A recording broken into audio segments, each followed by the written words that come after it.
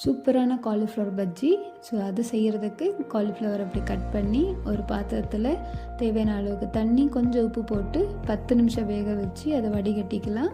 இன்னொரு பக்கம் இந்த பஜ்ஜி மாவு மிக்ஸை ரெடி பண்ணிடலாம். கொஞ்சம் கொஞ்சமாக தண்ணி போட்டு இப்படி இந்த கன்சிஸ்டன்சியில் பஜ்ஜி மாவு ரெடி. இப்போது வெந்து ரெடியாக இருக்கிற இந்த காலிஃப்ளவரை அந்த மாவுக்கு நம்ம போட்டுடலாம். ஸோ இந்த பஜ்ஜி மாவு மிக்ஸோட இந்த காலிஃப்ளவரை நல்லா பரட்டி ஒரு 10 நிமிஷம் ஊற வச்சுருங்க. ஸோ அப்போ தான் அது நல்லா ஃபர்மெண்ட் ஆகும். இது எல்லா விதமான குழம்புக்கும் ஒரு நல்ல சைட் டிஷ், நல்ல ஸ்நாக்ஸாகவும் இது ஈவினிங் நம்ம சாப்பிடலாம்.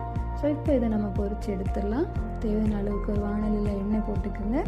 இப்போது இந்த மிக்ஸாக இருக்கிற இந்த காலிஃப்ளவரை ஒவ்வொன்றா இந்த எண்ணெயில் நீங்கள் வச்சுருங்க. ஸோ போட்டதுக்கப்புறம் அப்பப்போ இதை திருப்பி போட்டு அப்படியே நீங்கள் நல்லா வெந்ததுக்கப்புறம் எடுத்திங்கன்னா சூப்பரான பஜ்ஜி ரெடி ஆகிடுச்சு.